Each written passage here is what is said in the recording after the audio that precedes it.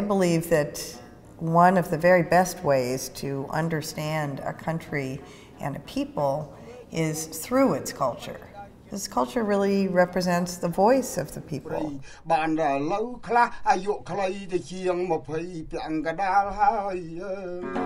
In the case of Cambodia, I am especially interested in the role that arts and culture have played in the incredible rebuilding and resurrection of that country from the devastating genocide of 1975 to 1979.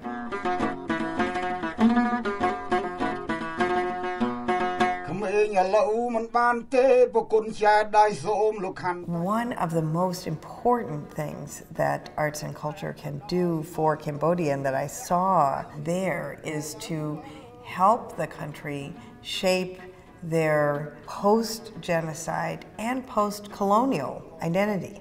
The arts and culture was so much associated with the French. And then when Cambodia had its independence in the 1960s, there was a brief flourishing of Cambodian culture. But then almost immediately they were caught up in the Vietnam War and then the genocide.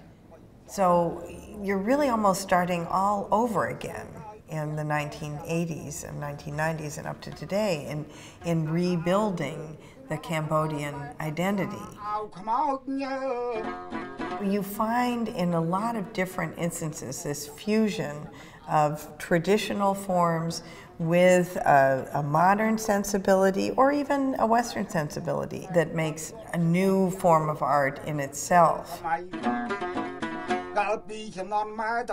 I think Cambodia's pretty well slipped off the consciousness of the United States, with the exception, and it's an important exception, of the huge number of tourists who go every year to see the glorious and simply breathtaking Angkor Wat temple complex. But beyond that great site, as a country with people who have been through an extraordinary history in the recent past, I don't think Cambodia is really on anybody's mind very much in this country.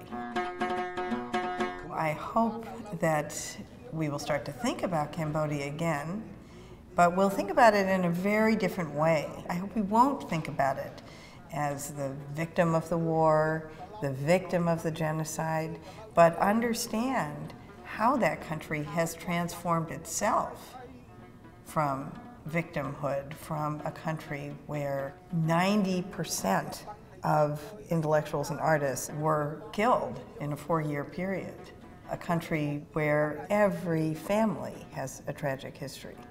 No one escaped this genocide.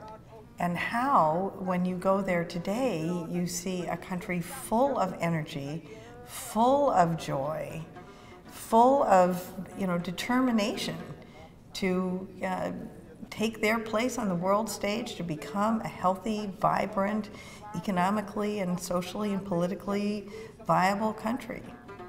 I think this is a fascinating, really untold story that we in the United States, and particularly in New York, will have the great privilege of beginning to understand during the season of Cambodia Festival.